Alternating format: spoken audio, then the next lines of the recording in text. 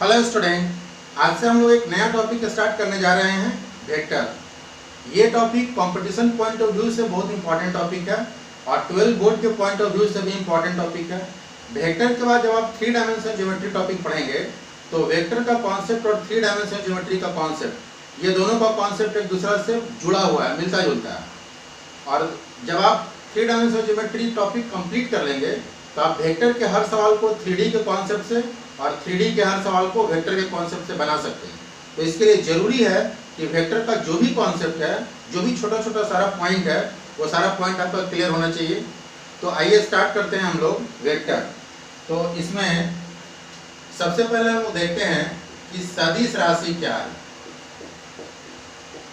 सदिश राशि, तो सदिश राशि के बारे में आप लोग को पहले से पता होगा कि वैसी भौतिक राशि जिसका परिमाण और दिशा दोनों हो वो सदिश राशि कहलाते हैं। तो इसको जरा हम लोग लिख लेते हैं। वैसे भौतिक राशि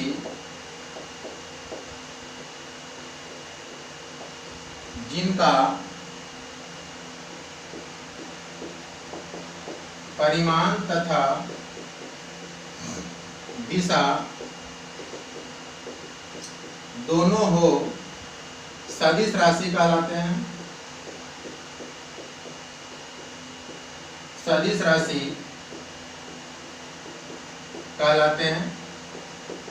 जैसे एग्जांपल, इसमें आपका आ गया बल, त्वरण, विस्थापन, etc। इसके बाद फिर एक टर्म है हमारा अदिश राशि। तो जैसा कि हम लोग जानते हैं कि वैसे भौतिक राशि जिनका सिर्फ परिमाण हो, दिशा नहीं हो, वैसे भौतिक राशि जिनका सिर्फ परिमाण हो,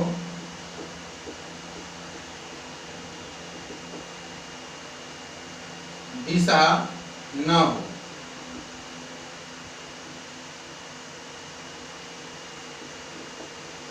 अदिश राशि कहलाते हैं। जैसे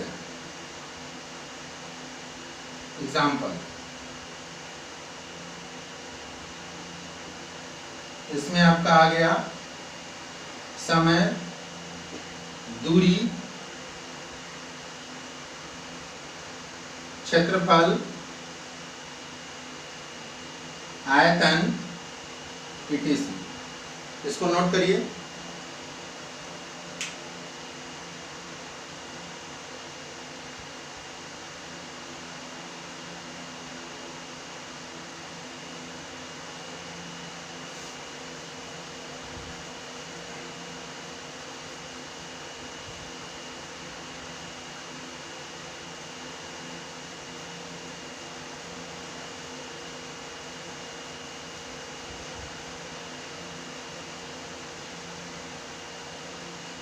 अब इसमें एक टर्म आता है सदिश का निरूपण। सदिश राशि को निरूपित कैसे किया जाता है। तो सदिश का निरूपण जानने से पहले हम लोग को जानना होगा दिष्ट, रेखाखंड, डायरेक्टेड लाइन सेगमेंट, दिष्ट रेखाखंड। तो जैसा कि इसके नाम से पता चल रहा है, दिष्ट मतलब होता है दिशा।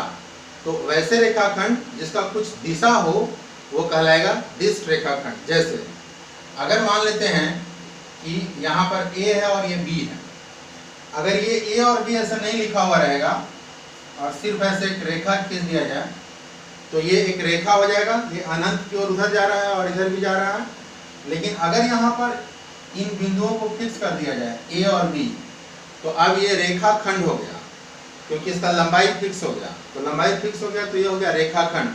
और अगर किसी रेखाखंड का दिशा हो जाए, जैसे इसमें अगर हम लोग एरो ऐसे लगा दें तो इसका मतलब हुआ कि इसका दिशा हो गया A से B की ओर, तो इसको हम लोग बोलेंगे दिष्ट रेखाखंड। मतलब वैसे रेखाखंड जिसका कुछ दिशा हो वो कहलाता है दिष्ट रेखाखंड। तो इसको थोड़ा सा हम लोग इसके परिभाषा को लिख लेते हैं। वैसे रेखाखंड जिसका दिशा निर्धारित हो, दिशा निर्धारित हो, दिष्ट रेखाखंड कहलाता है।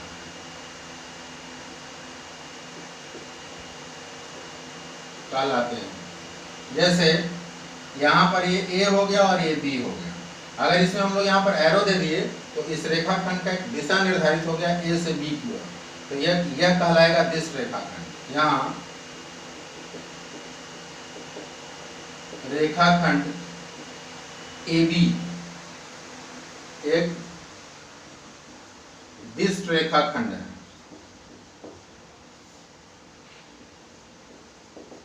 इसको नोट करिए।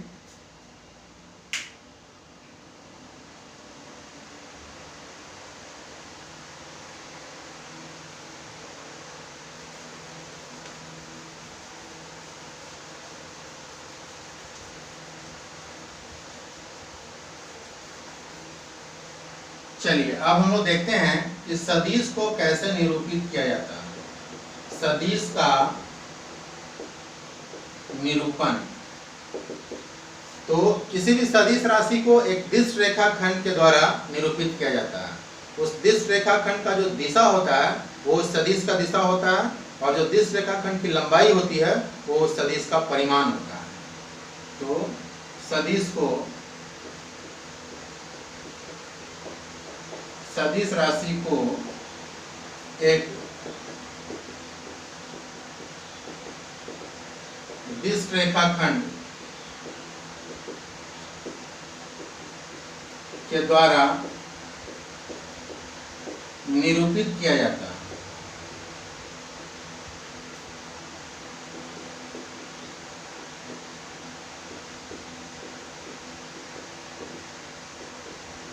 दिष्ट रेखाखंड की दिशा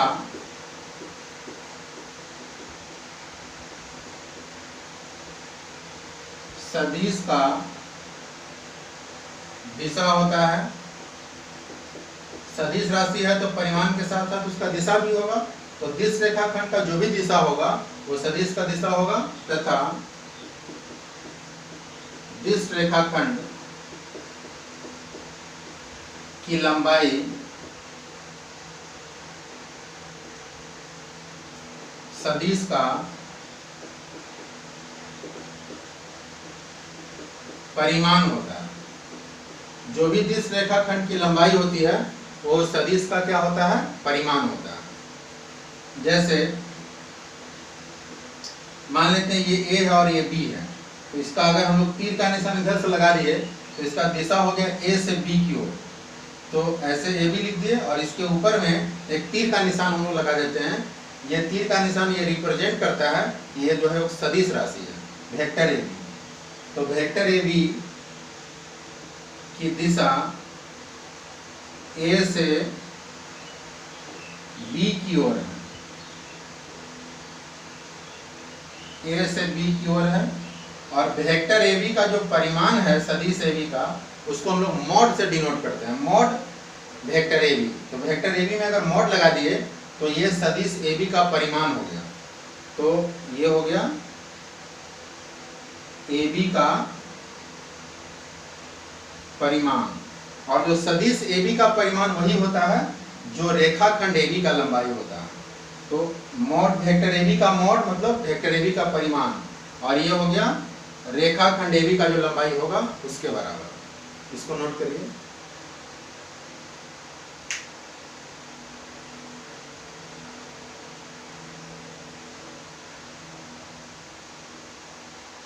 चलिए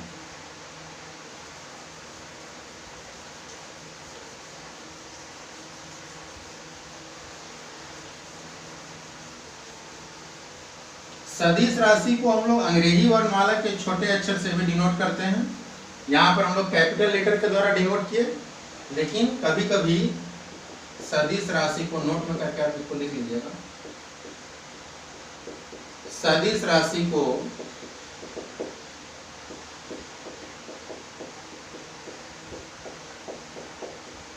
अंग्रेजी वर्णमाला के छोटे अक्षरों के द्वारा भी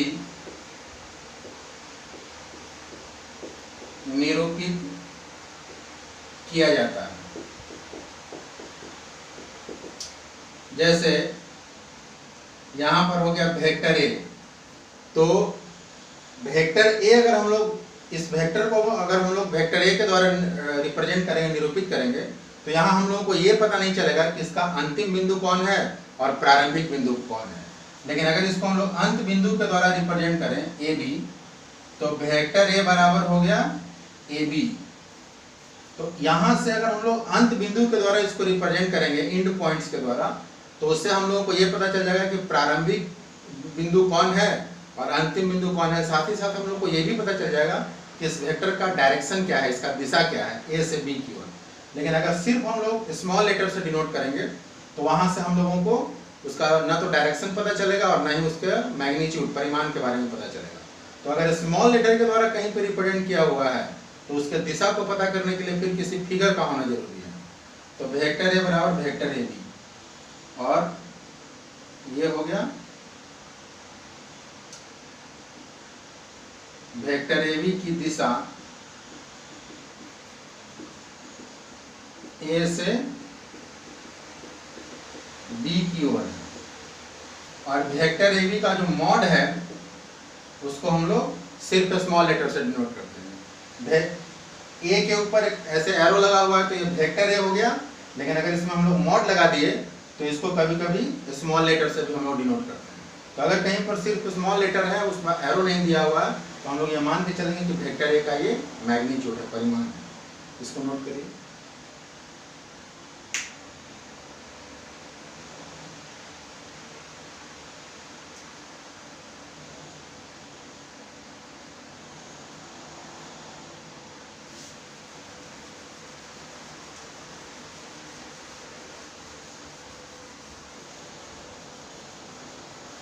चलिए अब हम लोग चलते हैं टाइप ऑफ वेक्टर। सदिश कितने प्रकार के होते हैं उसके बारे में हम लोग डिस्कस करते हैं। सदिश के प्रकार, टाइप ऑफ वेक्टर। तो इसमें पहला है इकाई सदिश। इकाई सदिश, इसको हम लोग मात्रक सदिश भी बोलते हैं। मात्रक सदिश, अंग्रेजी इसका हो जाएगा यूनिट वेक्टर। Unit vector. तो जैसा कि इसके नाम से पता चल रहा है, इकाई सदिश मतलब वैसे सदिश जिसका परिमाण कितना हो, 1 हो। वैसे सदिश जिसका परिमाण 1 हो, इकाई सदिश कहलाते हैं।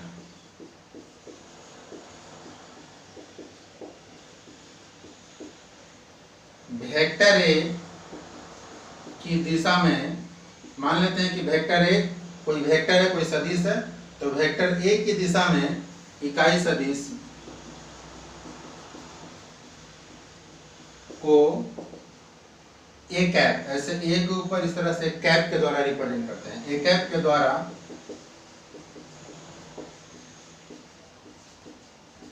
सूचित किया जाता है। तो अगर कहीं पर ए कैप लिखा हुआ है, तो इसका मतलब ये हुआ कि ये जो है एक इकाई सदिश है। तो इकाई सदिश है तो इसका परिमाण 1 है, लेकिन इसका दिशा किसके अनुदिश है, तो वेक्टर ए के अलाउंग। जो भी वेक्टर ए का दिशा होगा वही दिशा इसका भी होगा। और ए कैप का फॉर्मूला होता है A cap is equal to vector A divided by mod A. तो वेक्टर ए में अगर वेक्टर ए के मॉड से डिवाइड कर देंगे, उसके परिमाण से डिवाइड कर देंगे, तो ये इकाई सदिश आ जाएगा ए कैप। तो इकाई सदिश का ए कैप का मतलब क्या हुआ कि एक ऐसा सदिश जिसका परिमाण 1 हो और जिसकी दिशा वेक्टर ए की और वेक्टर ए के अनुदिश हो। अगर हम लोग सिर्फ ये बोल दें कि किसी भी वेक्टर का परिमाण 1 है तो क्या ये वो उस वेक्टर को रिप्रेजेंट करेगा? नहीं। वेक्टर को रिप्रेजेंट करने के लिए परिमाण के साथ साथ दिशा का भी होना जरूरी है। इसलिए एकैव का मतलब हुआ एक ऐसा वेक्टर जिसका परिमाण 1 हो, इकाई हो, लेकिन उसका दिशा वेक्टर ए की के अनुदिश हो, वेक्टर ए की दिशा की हो। इसको नोट करिए।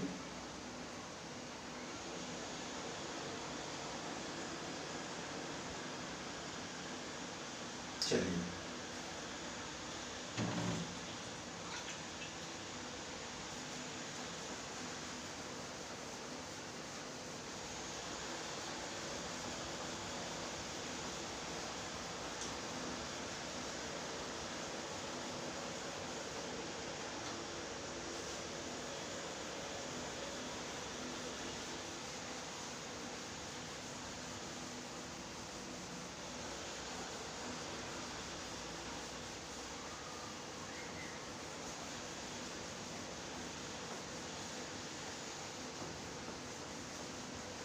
चलिए इसमें जो दूसरा टाइप है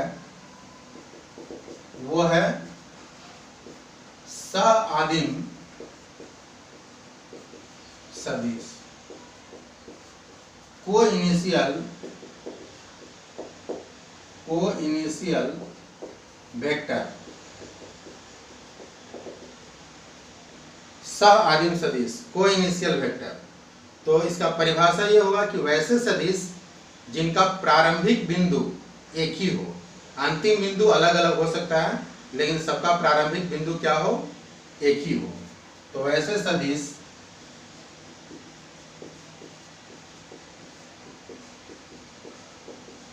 जिनका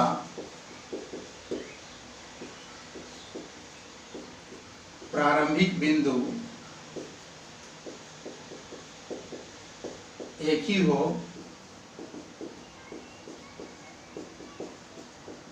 सआदिम सदिश कहलाते हैं।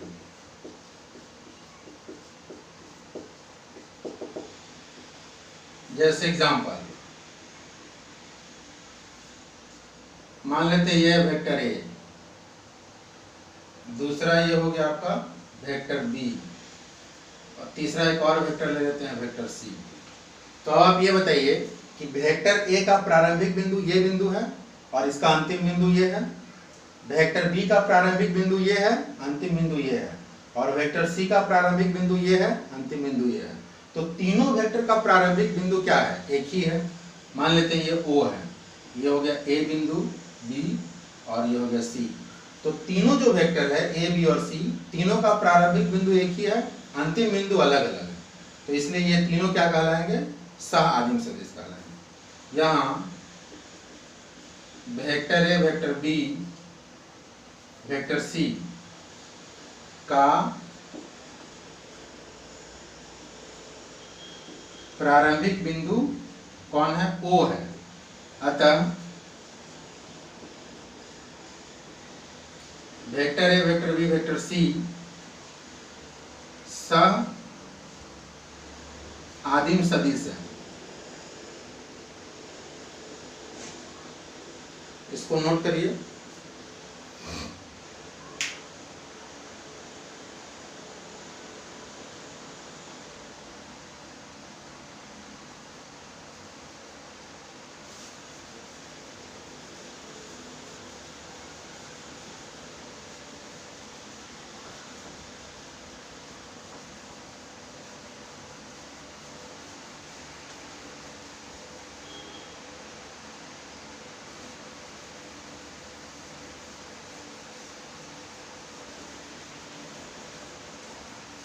चलिए जो इसका तीसरा पॉइंट है, थर्ड पॉइंट, थर्ड टाइप, वो है समदिश सदिश।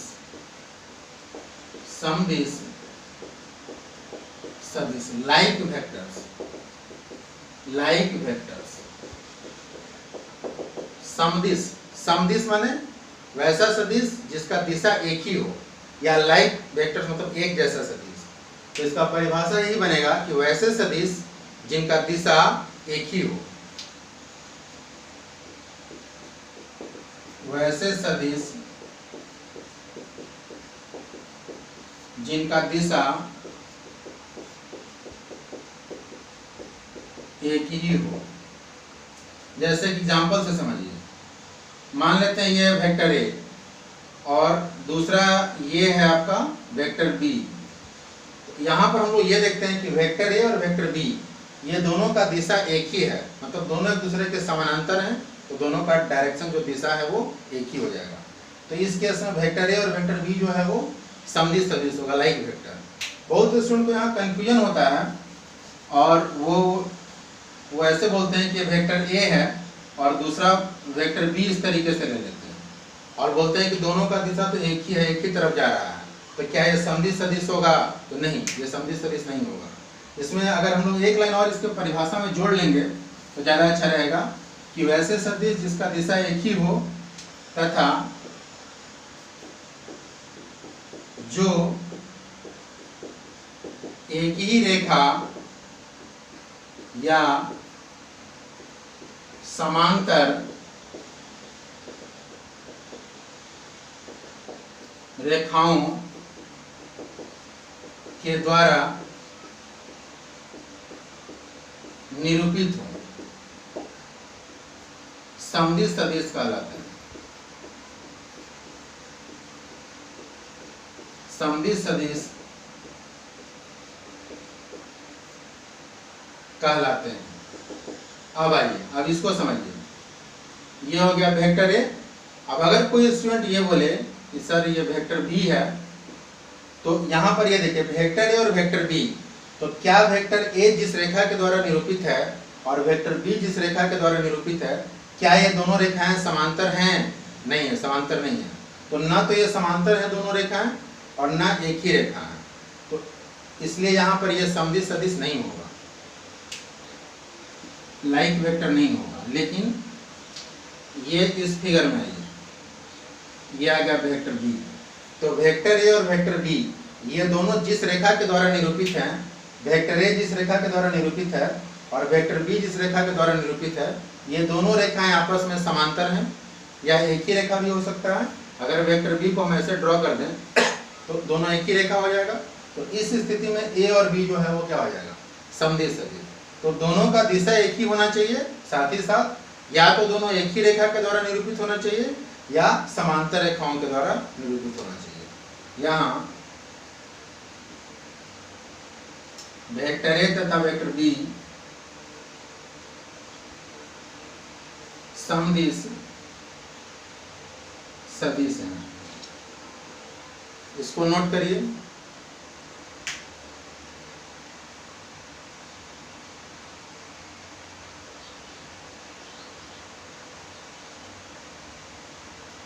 चलिए, अब जो नेक्स्ट पॉइंट है हम लोग का वो है 4th नंबर, विपरीत दिशा सदिश, अनलाइक वेक्टर्स।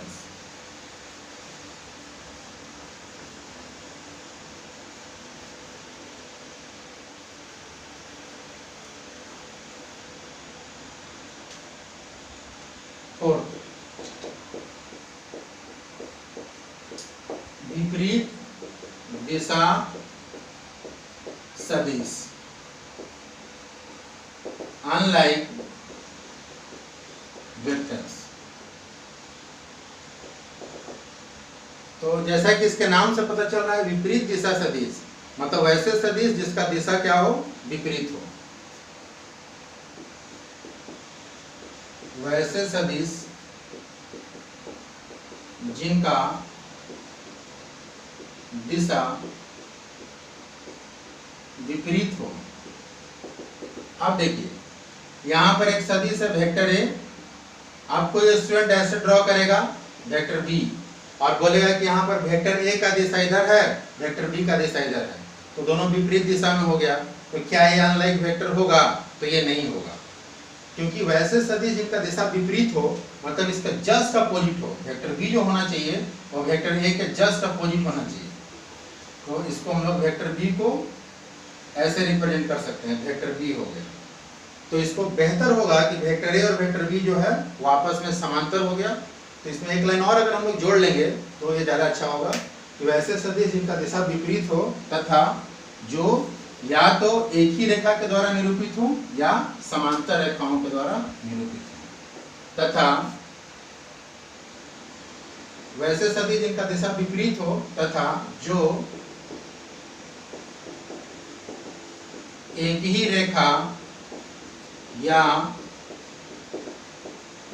समांतर रेखाओं के द्वारा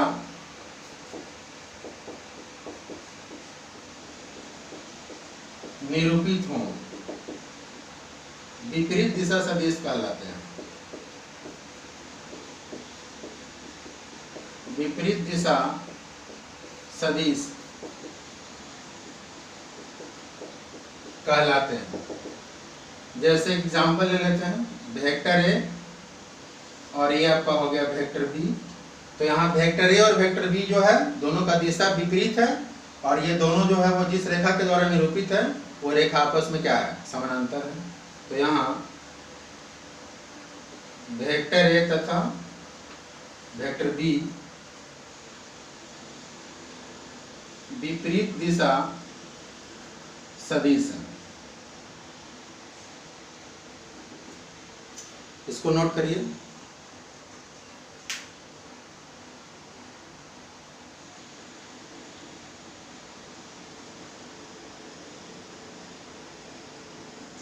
चलिए अब जो 5 नंबर पॉइंट है वो जरा देख लेते हैं, वो क्या है।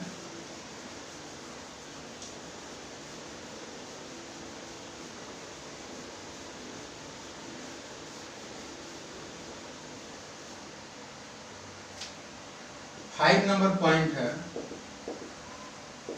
संरेख सदिश या समांतर सदिश। संरेख सदिश को हम लोग समांतर सदिश भी बोलते हैं। कोलिनियर वेक्टर और पैरेलल वेक्टर। आप जरा ये देखते हैं कि ये क्या है। तो ये छोटे छोटे जो कॉन्सेप्ट हैं, इन छोटे छोटे कॉन्सेप्ट का अगर आपका क्लियर हो जाएगा तो आप बहुत बड़े बड़े सवाल को बना सकते हैं। जितना भी बड़ा बड़ा सवाल बनता है वो सब छोटे छोटे कॉन्सेप्ट से मिल करके ही बनता है। इसलिए छोटा छोटा पॉइंट का क्लियर होना बहुत जरूरी है। तो संरेख सदिश या समांतर सदिश, तो इसका परिभाषा क्या बनेगा? इसका परिभाषा होगा कि वैसे सदिश जो या तो समदिश सदिश है या विपरीत दिशा सदिश है। अगर जो सदिश समदिश सदिश होगा, मतलब दोनों का दिशा अगर एक ही होगा तो भी वे संरेख सदिश कहलाएंगे। और अगर वैसे सदिश जिनका दिशा एक दूसरे के विपरीत होगा, वो जो विपरीत दिशा सदिश होंगे वो भी संरेख सदिश कहलाएंगे।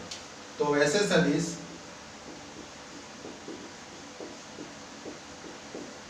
जो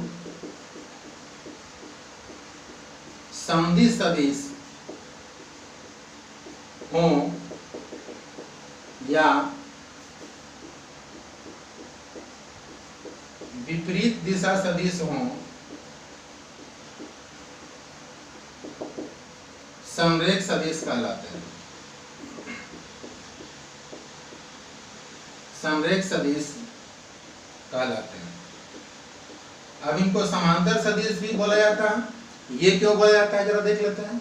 तो ऐसे सदिश जो समदिश सदिश है, समदिश सदिश मतलब ये वेक्टर ए हो गया और ये हो गया वेक्टर बी। तो यहाँ पर ए और बी जो है वो समदिश सदिश है, क्योंकि दोनों का दिशा क्या है, एक ही है। अगर एक तीसरा सदिश हम लोग ऐसे ले लें, वेक्टर सी, तो वेक्टर ए और वेक्टर सी क्या है? वेक्टर ए और वेक्टर सी विपरीत दिशा सदिश है। वेक्टर बी और वेक्टर सी क्या है? तो वेक्टर बी और वेक्टर सी विपरीत दिशा सदिश है। तो वैसे सदिश जो समदिश सदिश हों वो भी संरेख सदिश कहलाते हैं, और वैसे सदिश जो विपरीत दिशा सदिश है वो भी संरेख सदिश कहलाते हैं। मतलब वेक्टर ए और वेक्टर बी ये भी संरेख सदिश होगा, वेक्टर ए और वेक्टर सी ये भी संरेख सदिश होगा, वेक्टर बी और वेक्टर सी ये भी संरेख सदिश होगा। मतलब ये तीनों जो वेक्टर है ए बी और सी ये संरेख सदिश होगा। अब ये देखिए कि तीनों का जो रिप्रेजेंटेशन है, जो निरूपण है, वो कैसे रेखाओं के द्वारा है। तो ये जिस रेखा के द्वारा निरूपित है और ये जिस रेखा के द्वारा निरूपित है, ये दोनों रेखा समांतर है। ये जिस रेखा के द्वारा निरूपित है और ये जिस रेखा के द्वारा निरूपित है, ये भी समांतर है। मतलब ये तीनों रेखा आपस में क्या है, समांतर है। तो इसलिए इसको हम लोग समांतर सदिश भी बोलते हैं। दोनों एक ही है, संरेख सदिश या समांतर सदिश। तो हम लोग इसको लिख लेते हैं यहाँ vector A vector B vector C समरेख सदिश है।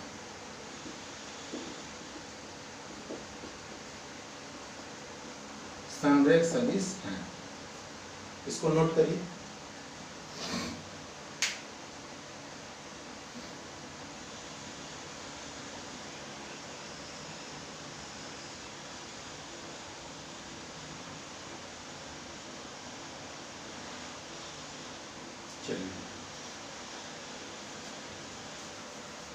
तो टाइप ऑफ वेक्टर जो था वो हमारा क्लियर हो गया।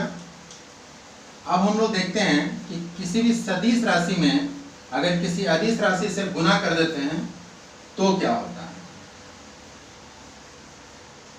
तो आप हेडिंग दीजिए सदिश का अदिश गुणन, scalar multiple of A vector. इसका मतलब क्या हुआ? इसका मतलब ये हुआ कि अगर किसी भी सदिश राशि में आप किसी अदिश राशि से गुना कर देते हैं तो क्या होता है। जैसे ये वेक्टर ए जो है ये सदिश राशि है और 2 जो है वो अदिश राशि स्केलर क्वांटिटी है। तो 2 और वेक्टर ए को अगर आप मल्टीप्लाई कर देंगे 2 इंटू वेक्टर ए, तो ये जो नया क्वांटिटी बना 2 इंटू वेक्टर ए, ये कैसा राशि होगा, सदिश होगा या अदिश होगा, इसी के बारे में हम लोग जानते हैं। तो यदि वेक्टर ए एक सदिश राशि है तथा x एक अदिश राशि है, वेक्टर ए को हम लोग, वेक्टर ए हमारा क्या है, सदिश राशि, और वेक्टर एक्स क्या, एक्स क्या है, एक अदिश राशि। तो अगर हम लोग x को a से मल्टीप्लाई कर देंगे तो x इंटू वेक्टर ए, x को a से मल्टीप्लाई कर देंगे तो ये जो क्वांटिटी बना x इंटू वेक्टर ए, यह एक सदिश राशि होता है। तो x इंटू वेक्टर ए एक सदिश राशि होता है। अब आप ये बताइए कि अगर ये एक सदिश राशि है, अगर ये एक वेक्टर क्वांटिटी है तो इसका कुछ मैग्नीट्यूड होगा। तो x इंटू वेक्टर ए का जो मैग्नीट्यूड होगा वो होता है x का मॉड और इंटू वेक्टर ए के मॉड के बराबर। तो x का मॉड मतलब अगर x नेगेटिव क्वांटिटी है तो मॉड का मतलब वो प्लस हो जाएगा। तो x इंटू वेक्टर ए का जो परिमाण होता है वो वेक्टर ए के परिमाण से x गुना मॉड x गुना ज़्यादा होता है। तो मॉड x यहाँ पर क्यों लगा है, क्योंकि x अगर नेगेटिव क्वांटिटी होगा तो मॉड में लगाने से वो पॉजिटिव क्वांटिटी हो जाएगा। तो x इंटू वेक्टर ए का जो परिमाण होगा वो क्या होगा, तो वेक्टर ए के परिमाण का मॉड x गुना होगा। जैसे मान लेते हैं कि 2 into A, 2 into vector A का मॉड, तो इसको हम लोग लिखेंगे मॉड 2 इंटू मॉड ए।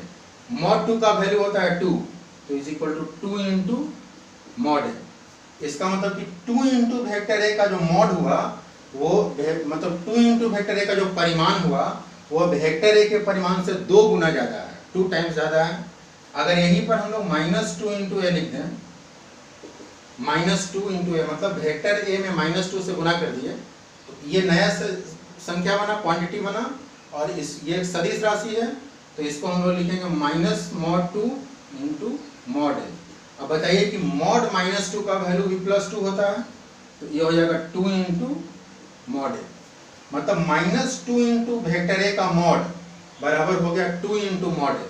मतलब -2 इंटू वेक्टर ए जो सदिश नया सदिश बना, इसका जो परिमाण होगा वो वेक्टर ए के परिमाण का 2 गुना होगा, 2 टाइम ज़्यादा होगा, क्योंकि मॉड में माइनस भी क्या हो जाता है, प्लस हो जाता है। तो x इंटू ए का जो मॉड है वो मॉड x इंटू मॉड ए के बराबर होता है। तो x इंटू वेक्टर ए का परिमाण तो हम लोग को पता चल गया। अब x इंटू वेक्टर ए का दिशा कैसे पता चलेगा, तो उसका दिशा क्या होगा, इसको नोट करिए।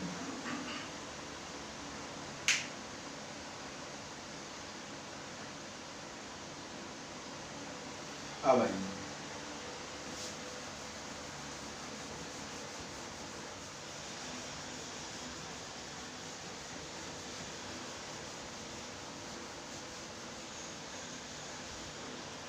तो इसके डायरेक्शन के लिए x इंटू वेक्टर ए की दिशा, इसका दिशा क्या होगा, इसके लिए हम लोग इसको दो केस में डिवाइड करते हैं। ये डिपेंड करेगा, इसका जो डायरेक्शन है वो डिपेंड करेगा कि x का साइन क्या है। तो यदि x धनात्मक है, मतलब वेक्टर ए में अगर किसी धनात्मक संख्या से गुना किए, यदि x धनात्मक है तो x इंटू वेक्टर ए की दिशा वेक्टर ए की दिशा के अनुदिश होगा।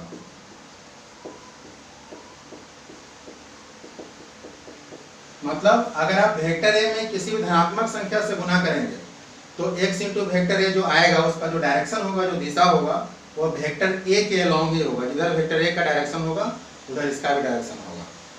और यदि x, अगर x एक ऋणात्मक संख्या है तो x इंटू वेक्टर ए की दिशा वेक्टर ए के विपरीत होगा, वेक्टर ए के विपरीत होगा। अगर आप माइनस संख्या से मल्टीप्लाई किए हैं, वेक्टर ए में किसी भी माइनस संख्या से मल्टीप्लाई किए हैं, तो जो नया वेक्टर बनेगा उसका डायरेक्शन वेक्टर ए के विपरीत होगा। जैसे एग्जांपल 2 इंटू वेक्टर ए की दिशा किधर होगा, वेक्टर ए में किससे आप मल्टीप्लाई किए हैं, 2 से। 2 क्या है, पॉजिटिव क्वांटिटी, धनात्मक संख्या। तो 2 इंटू वेक्टर ए की दिशा वेक्टर ए की दिशा के अनुदिश होगा। जबकि -2 इंटू वेक्टर ए की दिशा, -2 इंटू वेक्टर ए मतलब क्या हुआ, वेक्टर ए में आप किससे मल्टीप्लाई किया, -2 से। तो -2 इंटू वेक्टर ए की दिशा वेक्टर ए के विपरीत होगा। चलिए इसको नोट करिए फटाफट।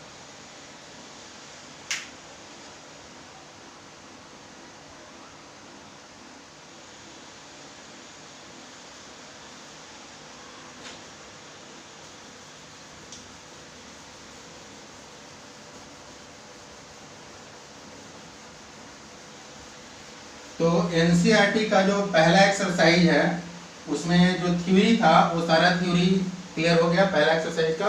और केसी सिन्हा का भी पहला एक्सरसाइज का यही थ्योरी है। एनसीईआरटी का पहला एक्सरसाइज और केसी सिन्हा का पहला एक्सरसाइज दोनों का थ्योरी आज क्लियर हो गया। और अब हम लोग इस पर कुछ एग्जाम्पल देख लेते हैं कि सवाल आपका कैसे मिलेगा। तो पहला एग्जाम्पल सवाल है कि दक्षिण से 30 डिग्री पश्चिम में 40 किलोमीटर का विस्थापन। चलिए तो इसको आपको ग्राफिकली रिप्रेजेंट करना है, इसको निरूपित करना है ग्राफ पे कि दक्षिण से 30 डिग्री पश्चिम में 40 किलोमीटर का विस्थापन। इसको कैसे हम लोग दर्शाएंगे, तो इसके लिए किसी ग्राफ पेपर की जरूरत नहीं है। आप सिंपल जो आपका पेपर है, कॉपी है, उसी पे आप इसको ड्रॉ कर सकते हैं। तो ये आपका होता है नॉर्थ, उत्तर, साउथ, ईस्ट, वेस्ट। तो इसमें ये क्या बोल रहा है कि दक्षिण से, मतलब दक्षिण से आप चलिए, इसका मतलब ये होगा कि मार्कर को आप कहाँ रखिएगा, आप मूल बिंदु पे मार्कर को रखिएगा। तो मार्कर को कहाँ रखना है, दक्षिण से, मतलब हम दक्षिण से चलना प्रारंभ कर रहे हैं। इसका मतलब कि हमारी प्रारंभिक स्थिति कहाँ थी, दक्षिण। तो ये देखिए दक्षिण, साउथ, दक्षिण यहाँ पर है। तो दक्षिण से 30 डिग्री की ओर हम लोग घूमे और किधर चले, पश्चिम में। तो बताइए कि यहाँ से अगर हम चलना प्रारंभ करेंगे तो पश्चिम किधर पड़ेगा, ये ईस्ट है, ये पूरब है, ये पश्चिम है।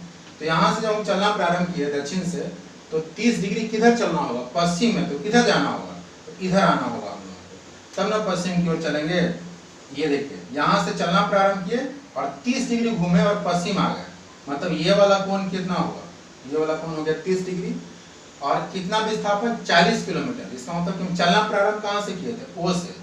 तो ओ बिंदु से जो 40 किलोमीटर दूरी पे जो बिंदु होगा, मान लेते हैं वो बिंदु है P, ये आपका हो गया 40 किलोमीटर। तो ओ बिंदु से 40 किलोमीटर दूर स्थित बिंदु P है, और ये दिशा कौन है, जिस डायरेक्शन में हम लोग इसको माप रहे हैं वो डायरेक्शन कौन है, तो वो है दक्षिण से 30 डिग्री पश्चिम। तो दक्षिण से 30 डिग्री पश्चिम 40 किलोमीटर का विस्थापन, यही OP हो जाएगा। तो OP जो है, OP बराबर क्या होगा, तो ये हो जाएगा दक्षिण से 30 डिग्री पश्चिम में 40 किलोमीटर का विस्थापन।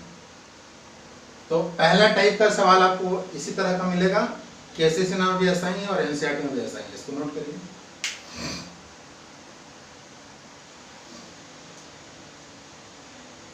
चलिए, अब इसमें जो दूसरा टाइप का सवाल है उसमें एक फिगर दिया हुआ रहेगा और उस फिगर की सहायता से आपको सॉल्व करना है। तो दूसरा एग्जांपल देख लेते हैं। दूसरा एग्जांपल है, दी गई आकृति में कौन सदिश पहला संरेख है, दूसरा समान है, तीसरा सह-आदिम है,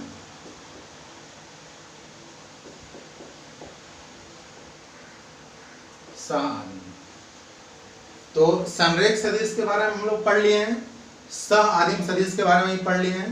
समान सदिश क्या होगा, समान सदिश क्या होगा, तो वैसे सदिश जिनका परिमाण और दिशा दोनों बराबर हो। अगर किसी सदिश का सिर्फ परिमाण बराबर होगा तो क्या, अगर दो सदिश का परिमाण बराबर है और दिशा अलग अलग है तो क्या वे दोनों समान होंगे, इक्वल होंगे? नहीं। अगर दो सदिश का दिशा समान है, परिमाण अलग अलग है, तो क्या वे बराबर होंगे, समान होंगे? नहीं होंगे। तो दो सदिश को समान होने के लिए क्या जरूरी है, तो उनका परिमाण तथा दिशा दोनों समान हो। तो ये शायद छूट गया था, तो इसको पहले लिख लेते हैं, समान सदिश, तब सवाल बनाएंगे। इक्वल वेक्टर,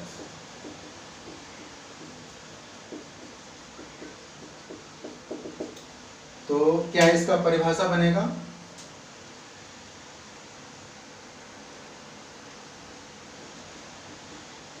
तो वैसे सदिश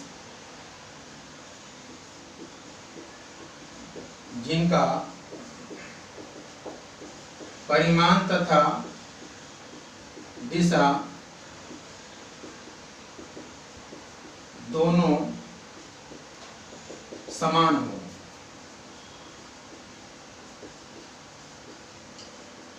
समान सदिश कहलाते हैं। जैसे एग्जांपल लेते हैं, ये हो गया वेक्टर ए, और इतने ही लंबाई का और इसी डायरेक्शन में कोई दूसरा वेक्टर ले लेंगे, वेक्टर बी, तो दोनों का लेंथ, जो दोनों का लंबाई है वो सेम होना चाहिए, और दोनों का दिशा भी क्या होना चाहिए, सेम। अगर लंबाई अलग अलग हो गया और दिशा सेम है तो बराबर नहीं होगा। अगर लंबाई सेम है और दिशा अलग अलग हो गया तो भी बराबर नहीं होगा। तो दोनों का परिमाण, मतलब रेखाखंड की लंबाई, वही सदिश का परिमाण होता है। जो रेखाखंड की लंबाई होती है वही सदिश का परिमाण होता है। तो दोनों सदिश का परिमाण भी सेम होना चाहिए, दोनों का दिशा भी सेम होना चाहिए। तो वेक्टर ए बराबर यहाँ क्या हो जाएगा, वेक्टर बी, समान सदिश हो जाएगा। तो ऐसा करिए, अभी आप इसको मत उतारिएगा, अभी आप समान सदिश सिर्फ इसको उतार लीजिए, फिर इसमें एक फिगर बना करके और तब इसको हम लोग समझेंगे। सिर्फ अभी समान सदिश को उतारिए, इक्वल करके।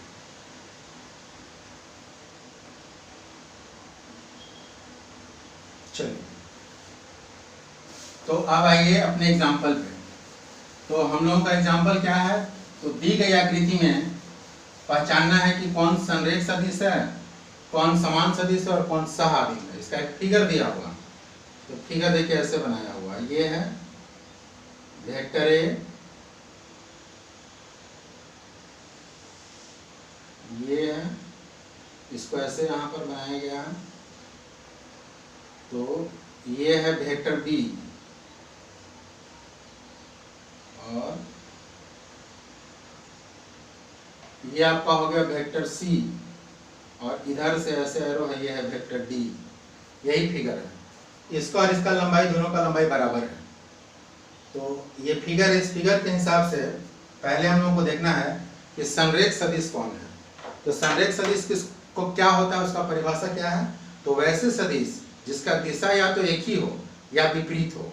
अगर दो सदिश का दिशा एक ही हो तो भी वो संरेख सदिश कहलाएंगे, और उनका दिशा अगर विपरीत हो तो भी वे संरेख सदिश कहलाएंगे। तो बताइए, वेक्टर ए और वेक्टर सी का दिशा एक ही है और वेक्टर डी का दिशा विपरीत है। इसका मतलब कि ए और सी तो संरेख होगा ही, साथ ही साथ सी और डी भी हो जाएगा। मतलब वेक्टर ए, वेक्टर सी और वेक्टर डी, ये तीनों वेक्टर जो है वो संरेख हो जाएगा। वेक्टर बी संरेख नहीं होगा, क्योंकि वेक्टर बी का दिशा ना तो वेक्टर ए के एलॉन्ग है और ना ही उसके विपरीत है। तो इसका आंसर हो जाएगा वेक्टर ए, वेक्टर सी और वेक्टर डी। दूसरा, समान सदिश, इक्वल वेक्टर। तो इक्वल वेक्टर कौन होगा समान सदिश। तो वैसे सदिश जिनका परिमाण भी बराबर हो और दिशा भी बराबर हो। तो वेक्टर ए और वेक्टर सी, देखिए दोनों का दिशा भी सेम है और दोनों का परिमाण मतलब इसका लंबाई भी बराबर है, इसका दिशा विपरीत हो गया तो ये समान सदिश नहीं होगा। तो समान सदिश में यहाँ कौन हो जाएगा, वेक्टर ए और वेक्टर सी। थर्ड नंबर है सह आदिम, को इनिशियल। तो सह आदिम किसको बोलते हैं। तो वैसे सदिश जिनका प्रारंभिक बिंदु एक ही है। तो आप ये बताइए कि वेक्टर ए का प्रारंभिक बिंदु ये है, वेक्टर सी का प्रारंभिक बिंदु ये है, इसका नाम दे देते हैं ओ। तो वेक्टर सी का प्रारंभिक बिंदु ओ है। बताइए वेक्टर डी का प्रारंभिक बिंदु कौन है, वही है। और वेक्टर बी का प्रारंभिक बिंदु कौन है, वही है। तो तीनों वेक्टर का प्रारंभिक बिंदु ओ है, इसलिए ये तीनों जो है वो क्या कहलाएगा, सह आदिम। तो सह आदिम कौन हो जाएगा, वेक्टर बी, वेक्टर सी और वेक्टर डी। वेक्टर ए का प्रारंभिक बिंदु दूसरा है, यहाँ पर है। तो सह आदिम कौन होता है, वैसे सदिश जिनका प्रारंभिक बिंदु एक ही हो। तो यही हमारा आंसर हो जाएगा, इसको नोट करिए। तो आज हम लोग एक्सरसाइज 1 के लिए एनसीईआरटी का और केसी सिन्हा दोनों का एक्सरसाइज 1 में जो थ्योरी है वो सारा थ्योरी हम लोगों ने डिस्कस कर लिया। अब आप इसका पहले होमवर्क बनाइएगा। तो एनसीईआरटी का आपका एक्सरसाइज है 10.1 एनसीईआरटी, इसका एक्सरसाइज 10.1 बनाइएगा। और जो डाउट होगा वो डाउट हम लोग नेक्स्ट लेक्चर में देखेंगे, और अगर डाउट नहीं रहा तो फिर हम लोग अगले एक्सरसाइज का थ्योरी में आ जाएंगे। बहुत बहुत धन्यवाद।